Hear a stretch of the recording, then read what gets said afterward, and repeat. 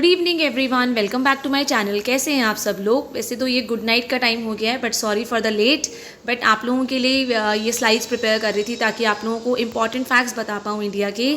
तो अगर आप लोग भी DSSB के प्रिपरेशन कर रहे हैं और जनरल अवेयरनेस से, जनरल नॉलेज से आप लोगों को बहुत ज़्यादा डर लगता है, तो आप ये मेरी क्लासेस रेगुलर अटेंड कर सकते हैं 5 to 10 मिनट्स की। इससे ज़्यादा आपका टाइम नहीं लूँगी और हर एक रोज़ मैं आप लोगों को नए फैक्ट्स बताऊँगी, नई इन्फॉर्मेशन दूँगी about Bharat, about India. And definitely ये क्लासेस हेल्पफुल होने वाली हैं आप लोगों के लिए, क्योंकि मैं आपको एक तो ज़्यादा टाइम नहीं ले रही हूँ एंड टू द पॉइंट मैं आप लोगों को इंपॉर्टेंट फैक्ट्स बताऊंगी जो आपको साइड बाय साइड मेरी क्लास अटेंड करते करते ही लर्न हो जाएंगे। हम रेगुलरली 20 to 25 क्वेश्चंस करेंगे, जिससे आप लोगों को रोज़ नई नई चीज़ें पता लगेंगी। एंड डेफिनेटली जब आप लोग एग्ज़ाम में बैठेंगे आप लोगों को हेल्प मिलेगी। कई बार क्या होता है, हम लोग बुक्स पढ़ते पढ़ते इतने बोर हो जाते हैं, ऊपर से जीके का सिलेबस भी इतना ज़्यादा होता है कि हम लोग कई बार शुरुआत ही नहीं कर पाते हैं डर के मारे। बट इन वीडियो से आप लोग अगर देखेंगे तो डेफिनेटली आप लोगों को कुछ ना कुछ सीखने को ज़रूर मिलेगा। तो आज हम करेंगे इंपॉर्टेंट फैक्ट्स अबाउट इंडिया। तो let's start with our class. Start करेंगे क्वेश्चन नंबर 1 से। What is the southernmost point of Bharat. हमारा जो भारत है उसका जो सदर्न मोस्ट पॉइंट्स, मतलब सदर्न मोस्ट पॉइंट जो बिल्कुल एकदम एक्सट्रीम साउथ पे है, वो है हमारा इंदिरा पॉइंट। आपको ये ज़रूर याद रखना है, ये साउथ मोस्ट पॉइंट है हमारा इंडिया का। नेक्स्ट क्वेश्चन है, highest mountain peak in Bharat. India के अंदर जो हाईएस्ट माउंटेन पीक है इट इज़ K2। इसको हम गॉडविन ऑस्टिन के नाम से भी जानते हैं, ये आपको पता होना चाहिए। It is the highest mountain peak of Bharat और वी कैन से इंडिया। हमारी गवर्नमेंट जो है इंडिया की किस तरह की गवर्नमेंट है, तो हमारी जो गवर्नमेंट है it is a democratic government, that is parliamentary democracy इसका नाम है, और we can say parliamentary democratic country. Next question is, who is the head of state in Bharat. हमारी जितनी भी स्टेट्स हैं उनका जो हेड होता है भारत में, सो ही और she is the president. And right now आपको पता होनी चाहिए हमारी जो प्रेसिडेंट है और वो सबसे ज़्यादा यंगेस्ट प्रेसिडेंट है हमारी, जो बहुत कम एज में बनी है, that is Draupadi Murmu. Then how many states in Bharat. अब प्रेजेंटली हमारी जो स्टेट्स हैं आपको पता है बढ़ती घटती रहती हैं, पहले 29 थी, बट राइट नाउ प्रेजेंटली हमारी जो नंबर ऑफ स्टेट्स हैं दे आर 28 और 8 यूनियन टेरिटरीज है हमारी। Next question is, what is the smallest state by area. हमारे इंडिया के अंदर जो स्मॉलेस्ट स्टेट है एरिया वाइज, मतलब कम एरिया की जो स्टेट है स्मॉलेस्ट है, दैट इज़ गोवा। और मैंने लार्जेस्ट स्टेट का भी इसी के साथ डाला है ताकि आप लोगों को याद रहे। तो लार्जेस्ट स्टेट जो है एरिया के अकॉर्डिंगली इट इज़ राजस्थान, और जो स्मॉलेस्ट है इट इज़ गोवा। अगर हम पॉपुलेशन की बात करें कि सबसे कम लोग जो होते हैं हमारी सिक्किम के अंदर रहते हैं, और जो सबसे ज़्यादा लोग हैं वो यूपी उत्तर प्रदेश के अंदर रहते हैं। एरिया वाइज गोवा, राजस्थान, और यहाँ पे पॉपुलेशन वाइज अगर हम जनसंख्या के टर्म्स में देखेंगे तो सिक्किम के अंदर सबसे स्मॉलेस्ट पॉपुलेशन है, और हमारी जो उत्तर प्रदेश है उसमें सबसे ज़्यादा पॉपुलेशन है। भारत की, इंडिया की सबसे ज़्यादा लिटरेट स्टेट, लिटरेट मतलब सबसे ज़्यादा पढ़ी लिखी जनसंख्या आपको कहाँ मिलेगी, सबसे ज़्यादा पढ़े लिखे लोग कहाँ पे मिलेंगे, तो इट इज़ केरल, और we can say Kerala.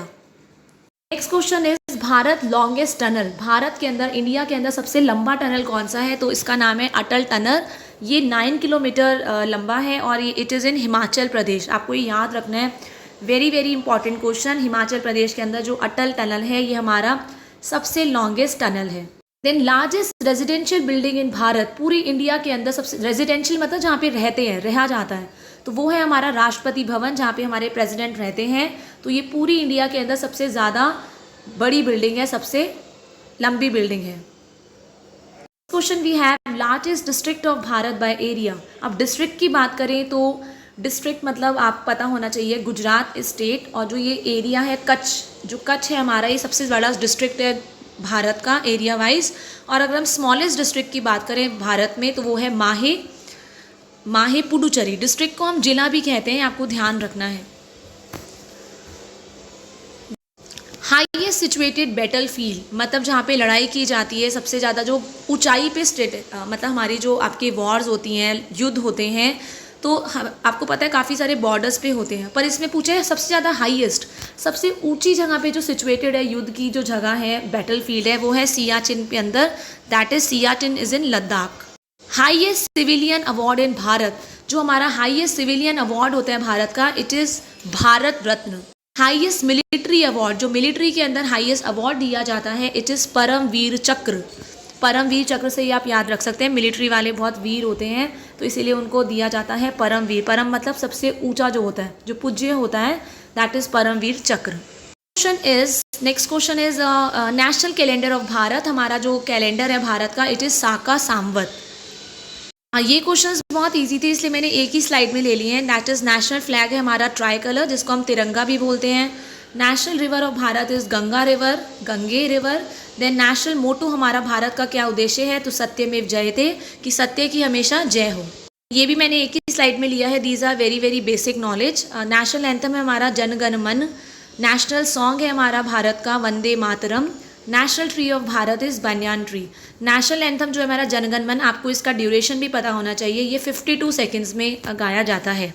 And the last question is geographical centre of Bharat. हमारे भारत के अगर हम लोग geography wise, area wise centre को देखें तो वो है करौंदी विलेज, डिस्ट्रिक्ट कटनी, मध्य प्रदेश। मध्य प्रदेश के अंदर एक डिस्ट्रिक्ट है, जिला है कटनी, वहाँ पे हमारी विलेज है करौंदी विलेज। आपको ये ध्यान रखना है, इसमें करौंदी के अंदर ए आएगा, ठीक है, आपको ये चीज़ ध्यान रखनी है।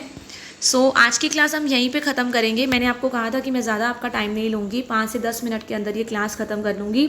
अगर आपको ये क्लासेस हेल्पफुल लगे तो डेफिनेटली मुझे फीडबैक दीजिएगा, ताकि मैं आगे मेहनत से और मन से कंटिन्यू कर सकूँ ये क्लासेस। सिर्फ ये आपके लिए क्लासेस लेके आई हूँ, क्योंकि मुझे जनरल अवेयरनेस करने में बहुत ही ज़्यादा प्रॉब्लम हुई थी जब मैं एग्ज़ाम की प्रिपरेशन कर रही थी, और जीके मेरा बहुत ख़राब भी था। बट अब मैं जीके बोल सकती हूँ कि मेरा जीके जो है पहले से काफ़ी अच्छा हो गया। इसलिए मैं आप लोगों की हेल्प करना चाहती हूँ, ताकि आप लोगों को वो प्रॉब्लम ना हो जो मुझे हुई थी। So till the time, thank you everyone, have a nice day.